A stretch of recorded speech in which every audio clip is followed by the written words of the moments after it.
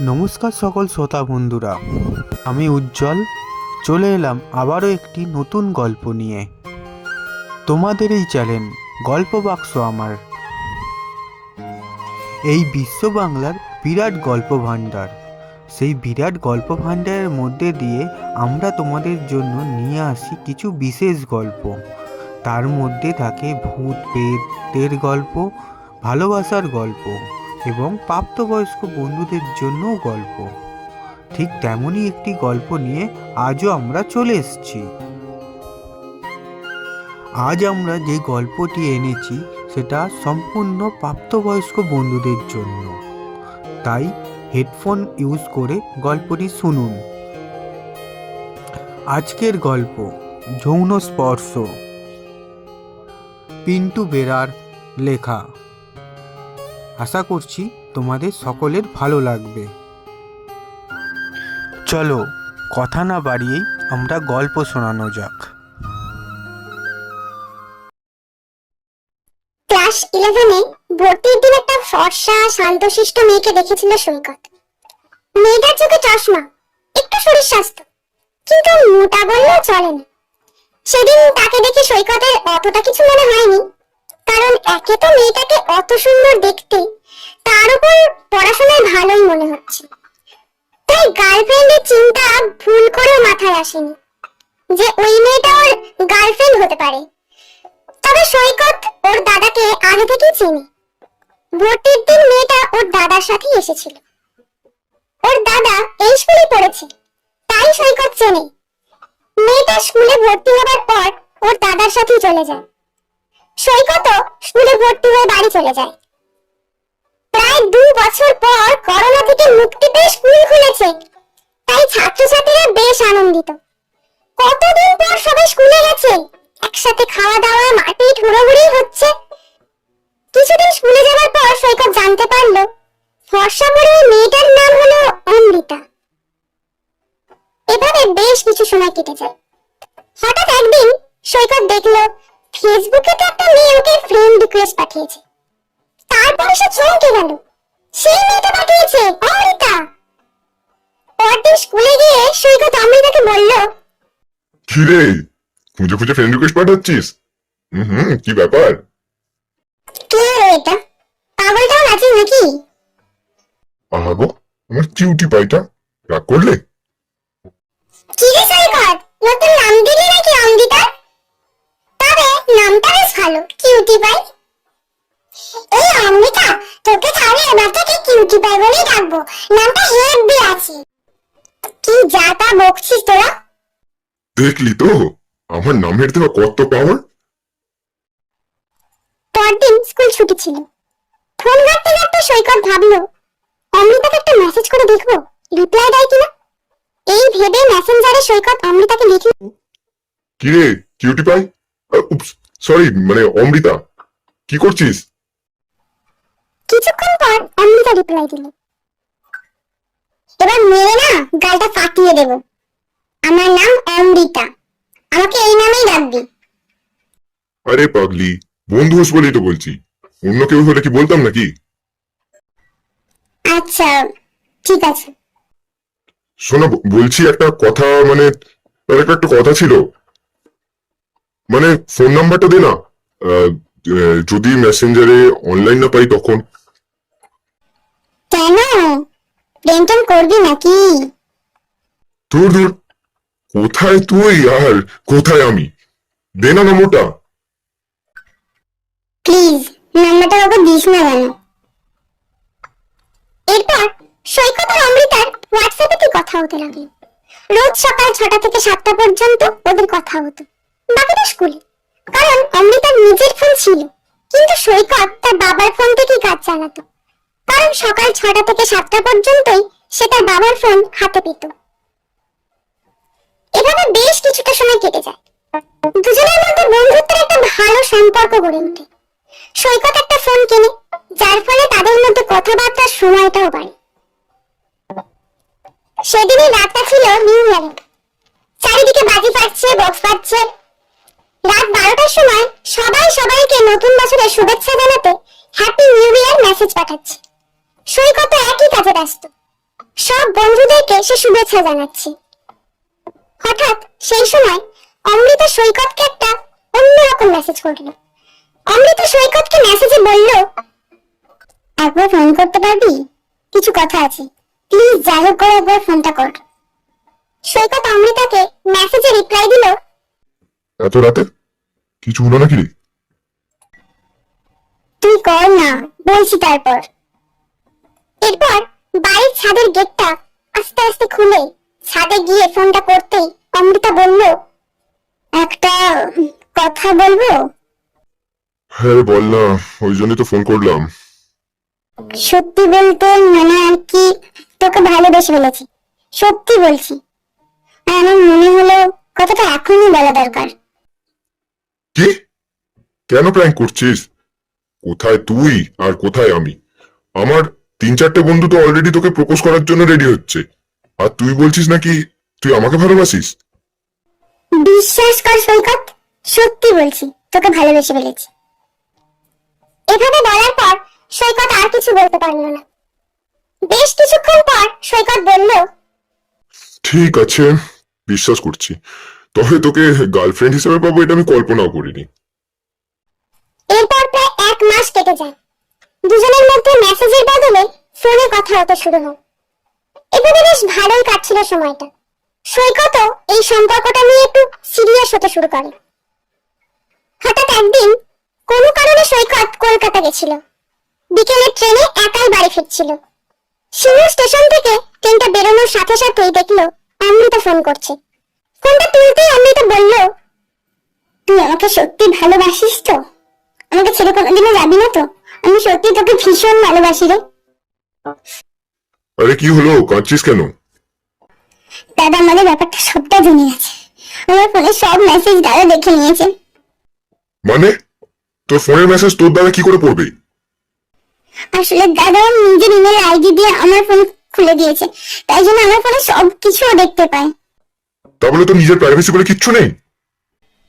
দাদা ফোনটা নিয়ে নেবে মনে হয়, তার জন্য মনে হয় অনেকদিন কথা হবে না।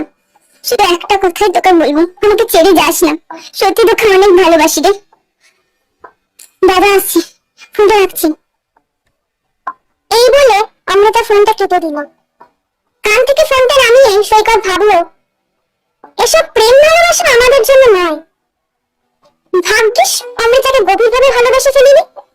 কিন্তু অজান্তে তার চোখের কোণে জল এসে গেল। এরপর প্রায় বেশ কিছু সময় কেটে গেল। অমৃতার কোনো খবর নেই। স্কুলে কোনো পরীক্ষার শীত পড়ার কারণে স্কুল ছুটি ছিল। অমৃতার জন্য সৈকতের যে নতুন অভ্যাসগুলো তৈরি হয়েছিল, যেমন বেশি রাত পর্যন্ত জেগে থাকা, বেশিক্ষণ অনলাইন থাকা, মনের মধ্যে সর্বদা একটা প্রেম প্রেম ভাব, সেগুলো ধীরে ধীরে বদলাতে শুরু করলো। এখন সৈকত আর অমৃতাকে নিয়ে অতটা ভাবে না। সে আবার আগের মতোই বন্ধুদের সাথে ঘোরাফেরা, হাসি ঠাট্টা, খেলাধুলার মধ্য দিয়েই সময় কাটাতে লাগলো। কিন্তু কে জানতো সৈকতের জীবনে আবার পরিবর্তন হবে। সৈকতের স্কুলেতে হওয়া পরীক্ষা শেষ। দীর্ঘ 22 দিন পর স্কুল খুলেছে। আগামী 24শে ফেব্রুয়ারি সরস্বতী পুজো। পুজোর আর 2 দিন বাকি। জোর কদমে তোড়জোড় চলছে। সৈকতও সেই কাজেই ব্যস্ত। হঠাৎ সৈকতের একটা বান্ধবী সৈকতকে ডাকলো, সৈকত একবার ক্লাসে আয় তো, দরকার আছে।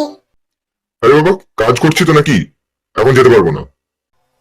আয় না একবার। ধুর, দাঁড়া যাচ্ছি।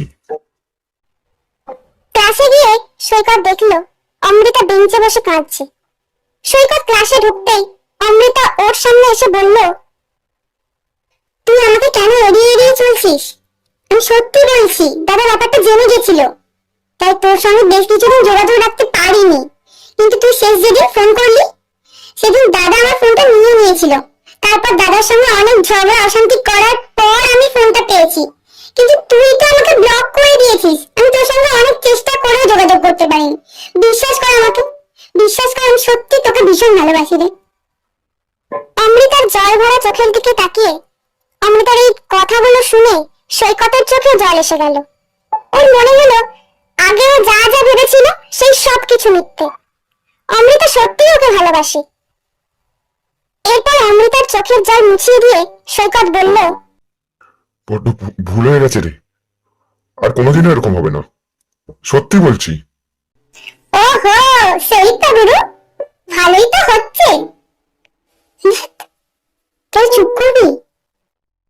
শোন না, নিচে একটু কাজ আছে, আসলে স্যার ডাকছে তো, আসছি একটু পরে। আর হ্যাঁ, মন খারাপ করে থাকিস না যেন আর। ব্যাস, এরপর আর কি, সৈকত আর অমৃতা আগের মতোই থাকতে শুরু করলো। সরস্বতী পুজোতে একসাথে ঘুরতে গেল, আবার আগের মতোই বেশি রাত পর্যন্ত জেগে কথা বলা, বেশিক্ষণ অনলাইন থাকা শুরু হলো। এভাবে ওদের দুজনের সময়টাই বেশ ভালোই কাটছিল। এরপর আস্তে আস্তে ওদের পরীক্ষার সময় এগিয়ে আসতে লাগলো, তাই ওরা নিজেদের মধ্যে কথা বলাটাও কমিয়ে দেয়। একদিন হলো কি, সৈকত টিভি দেখছিল, তখন বাজে রাত 9টা। হঠাৎ ওর ফোনের রিংটা বেজে উঠল।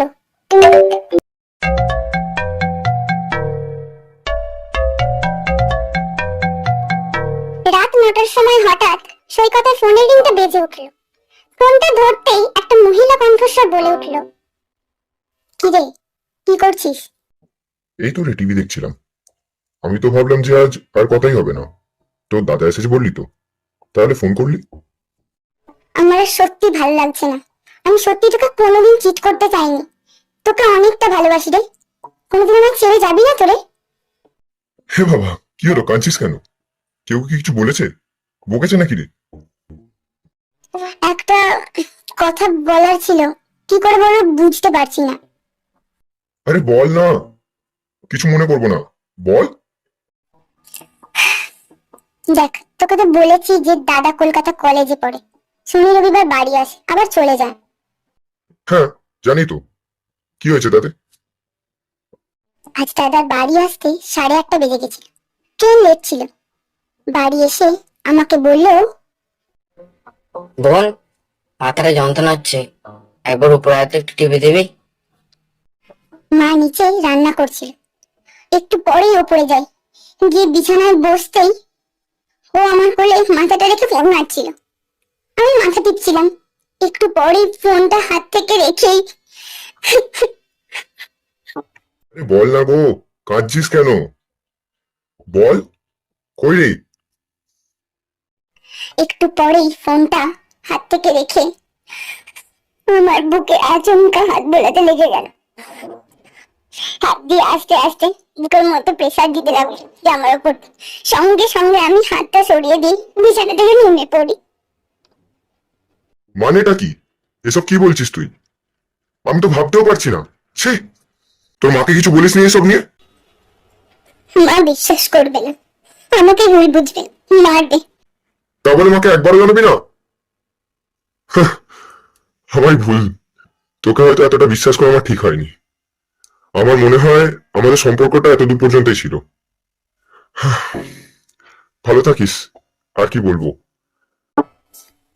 ও শোন না, শোন একবার আমার কথাটা শোন, দয়া করে শোন একবার কথাটা। হাহ, বল, আর কি বলবি, আর কি বলার বাকি আছে? কাল একবার আমার সঙ্গে দেখা কর না, প্লিজ একবার দেখা কর, তারপর তোর যা ডিসিশন নিয়ে তুই নিবি। ঠিক আছে, দেখছি। এই বলে সৈকত রাগে ফোনটা কেটে দিল। সৈকতের মাথা কাজ করছে না, এসব কি শুনলো সে? নিজের দাদা এরকম কাজ করতে পারে? ছি! সেদিন সারা রাত ঘুমোতে পারেনি সে, শুধু একটা কথাই ভাবছে, কি করে একটা মানুষ এরকম হতে পারে যে নিজের বোনের সাথে। ছি!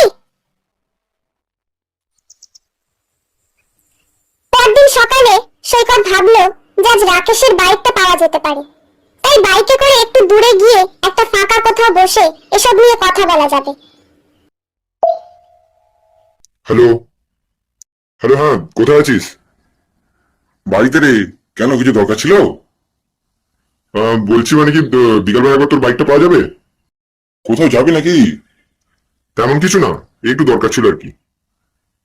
আচ্ছা ঠিক আছে, নিয়ে যাবি, কিন্তু গাড়িতে তেল নেই ভাই, তেল ভরবি, আর বেশি রাত করবি না, 8টার মধ্যে ঘরে চলে আসবি। আচ্ছা ঠিক আছে, চল রাখছি তাহলে। বিকেলে রাকেশের বাইকে করে সৈকত আর অমৃতা বাড়ি থেকে বেশ কিছুটা দূরে গিয়ে রাস্তার ধারে দাঁড়ালো। সৈকতের মাথায় তখন ওই একটা কথাই ঘুরছে। রাগটা তখনও কমেনি। রাগের মাথাতেই সে অমৃতাকে জিজ্ঞাসা করলো, বল, আর কি বলার বাকি আছে? অমৃতা শান্ত গলায় বলতে শুরু করলো, জানিস তো, তখন আমি ক্লাস 4-এ পড়ি। মায়ের একবার খুব শরীর খারাপ হয়েছিল, তাই বাবা মাকে নিয়ে চেক আপের জন্য গেছিল প্রায় 10 দিন। বাড়িতে কেউ থাকেনি, আমি আর দাদা ছাড়া। তখন আমার গেম খেলার খুব নেশা ছিল। একদিন দাদা বলল, কিরে বোন, গেম খেলবি? আমি বললাম, হ্যাঁ দাদা খেলবো। তখন দাদা বলল, তাহলে আমার একটা কাজ করে দিতে হবে। আমি বললাম, কি বল? দাদা বলল, তুই তোর জামাটা খুলে আমার কোলে বস, আমি গেম খেলতে দেব। তখন আমি অত শত বুঝি না। তখন থেকেই শুরু হয় এইসব। এরপর ক্লাস 6 পর্যন্ত যখনই বাবা মা ঘরে থাকতো না, দাদা আমার গোটা শরীর উলঙ্গ করে হাত বোলাতো, ঠোঁট ঠেকাতো। কিচ্ছু বুঝতে পারিনি। শুধু ধীরে ধীরে স্কুলে বেশ কিছু বন্ধুদের সাথে মিশতে মিশতে বুঝতে পারি আমার সঙ্গে এটা ভীষণ খারাপ হচ্ছে। এরপর দাদা যখন এরকম করতে এসেছিল, তখন দাদাকে বলেছিলাম মাকে এসব বলে দেব। তখন দাদা বলেছিল, আমি বললে মা আমাকেই মারবে, আমাকেই বকবে। এরপর ক্লাস 10 পর্যন্ত এক প্রকার জোর করে আমার সঙ্গে এইসব করে এসেছে। আমি যদি বাড়িতে এসব বলি, তাহলে বাবা মা আমাকেই মারবে, ভুল বুঝবে, কারণ ওদের কাছে ওদের ছেলেই সব। তোর সাথে যখন ক্লাস 11-এর রিলেশনে আসি, তখন বিশ্বাস করে তোকেই আজ সবকিছু বললাম। বিশ্বাস কর, আর কোনোদিন এসব হবে না, সত্যি বলছি। তুই ছাড়া আমার আর কেউ নেই রে। তুই ছেড়ে গেলে আমি আর বাঁচতে পারবো না।